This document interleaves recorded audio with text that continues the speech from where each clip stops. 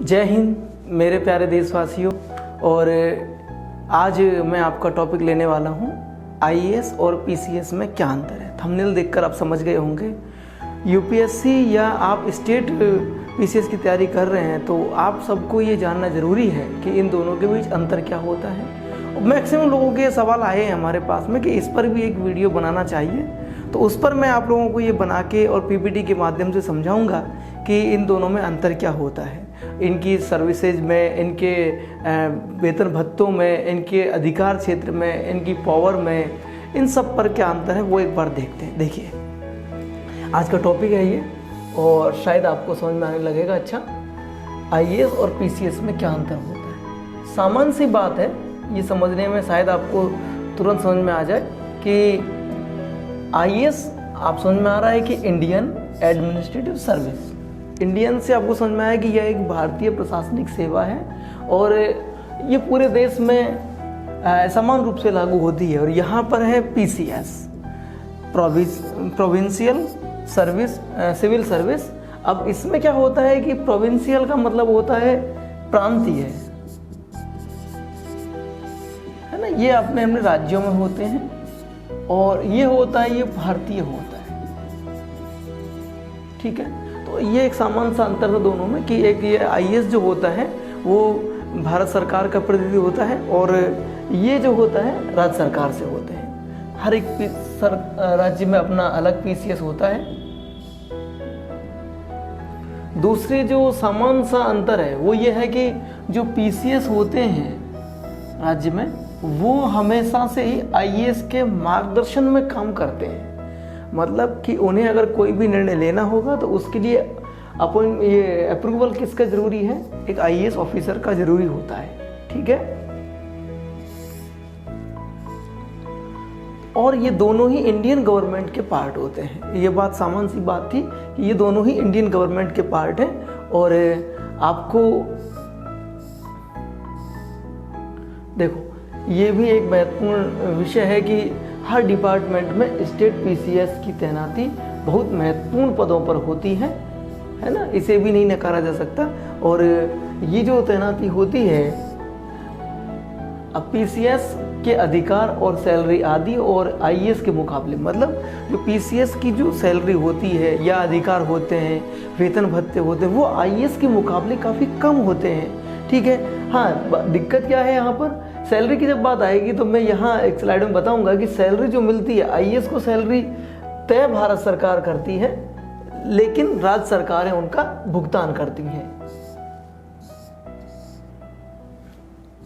देखिए रिक्वायरमेंट और इसके बारे में, रिक्वायरमेंट जो है, देखो जब भी एग्ज़ाम कंडक्ट होता है तो आपको पता है कि यूपीएससी आईएएस का एग्ज़ाम लेती है और पीसीएस जो है अपने अपने राज्यों में अलग अलग पीसीएस मतलब होते हैं।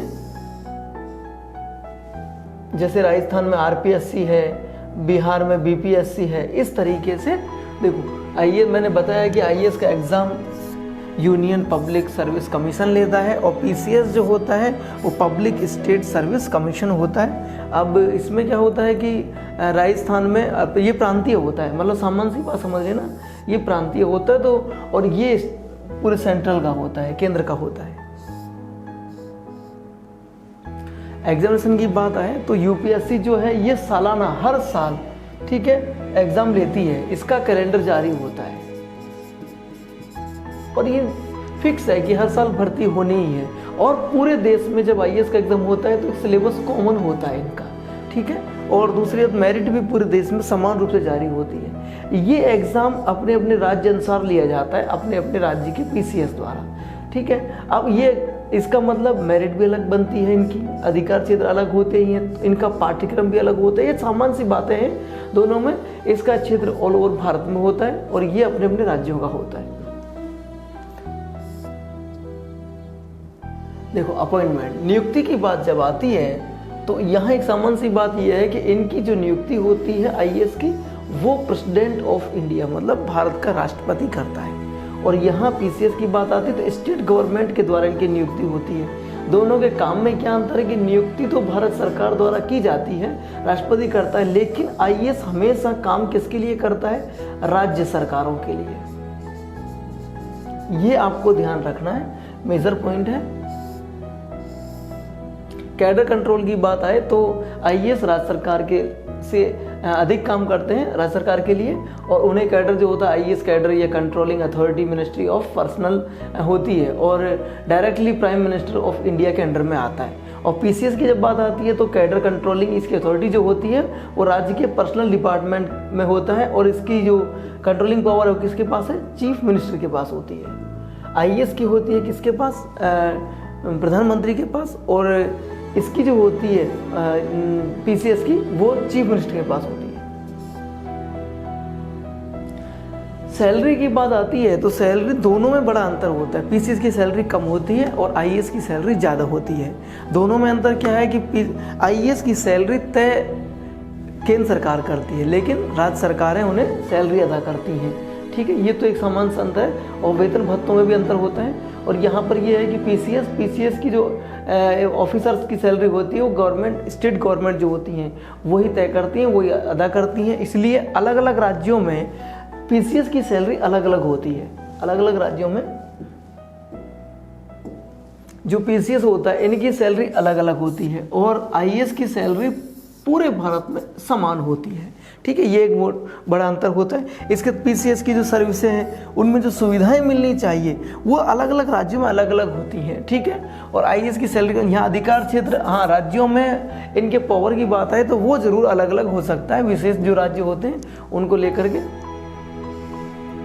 पावर एंड रेस्पॉन्सिबिलिटीज़ की बात आई तो आईएएस का पद ज़्यादा जिम्मेदार पद होता है, ये आप समझते ही हैं और जानते भी हैं। और इसके बाद में बात आती है कि इनके नियुक्ति को लेकर किसी भी डिपार्टमेंट में टॉप पर एक आईएएस ऑफिसर होता है। स्टेट में भी क्या होता है कि मान लीजिए राजस्थान में बात करें तो आरएएस अधिकारी होते हैं, लेकिन किसी भी विभाग का जो सचिव होता है, डायरेक्टर होते हैं, चेयरमैन होते हैं, वो मैक्सिमम आईएएस होते हैं हमेशा ही। ठीक है, और दूसरी बात, जब भी कोई महत्वपूर्ण निर्णय लेना होता है पीसीएस के अधिकारियों को तो उन्हें आवश्यकता पड़ती है कि वो किसकी अनुमति लें, किसका अप्रूवल लें। एक आईएएस ऑफिसर का अनुमति लेनी होती है। पीसीएस को चीफ मिनिस्टर द्वारा ऑफिस, अब सस्पेंड की बात आती है यहाँ पर तो ऑफिसर को, सॉरी सस्पेंड नहीं, चीफ मिनिस्टर द्वारा officers on special duty appointment किया जाता है। ये बात समझ में आ रही है कि यहाँ जो बात आती है कि किसी व्यक्ति को जो पीसीएस है और उसे अपॉइंटमेंट देना है तो उसकी नियुक्ति किसके ऊपर डिपेंड करती है, चीफ मिनिस्टर के ऊपर डिपेंड करती है यहाँ पर। और दूसरे राज्यों में भी अगर भेजना हो तो बहुत कम ऐसे केस आते हैं जिनमें पीसीएस की नियुक्ति दूसरे राज्यों में कभी की जाए किसी विषम परिस्थिति में। ठीक है,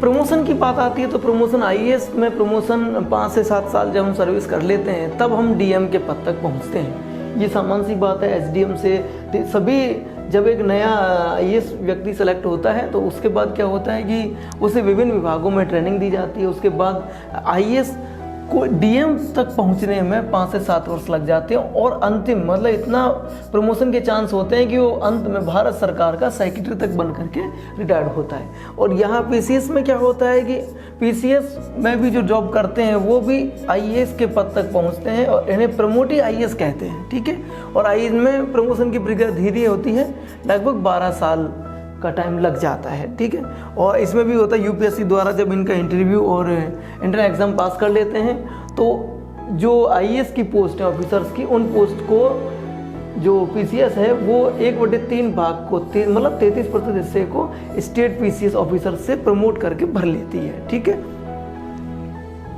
आपने देखा भी होगा कि कई लोग प्रमोट के बाद आईएएस बने हैं, आईपीएस बने हैं, तो वो आरएएस से आईपीएस या आरएएस से आईएएस और आरपीएस से आईपीएस तक भी प्रमोट हुए हैं। देखिए, आईएएस ऑफिसर के निर्देश अनुसार विदेशों में भी विभिन्न कार्यालय और डेपुटेशन जो होता है ना उस पर जाते हैं, मतलब दूसरे देशों में भी।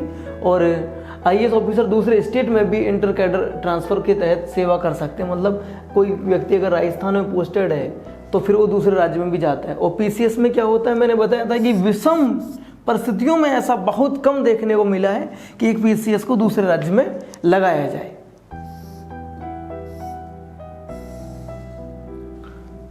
डिस्प्यूट रिसोल्यूशन की बात आती है तो आईएएस का हमेशा जब डिस्प्यूट होता है तो ये सेंट्रल एडमिनिस्ट्रेटिव ट्रिब्यूनल कैट देखता है इसे, है ना, और उसी का निर्णय मान्य होता है। और जबकि स्टेट में जब ऐसी परिस्थिति बनती है तो फिर क्या होता है, उसे सेट देखता है, ठीक है, और स्टेट एडमिनिस्ट्रेटिव ट्रिब्यूनल। लेकिन परंतु कई राज्यों में सेट नहीं है, तो फिर क्या करते हैं कि जिन राज्यों में सेट नहीं है, इसलिए कभी कभी 2 राज्यों में जॉइंट एडमिनिस्ट्रेटिव ट्रिब्यूनल भी यह स्थापित किया जा सकता है, 2 राज्यों में मिलकर के।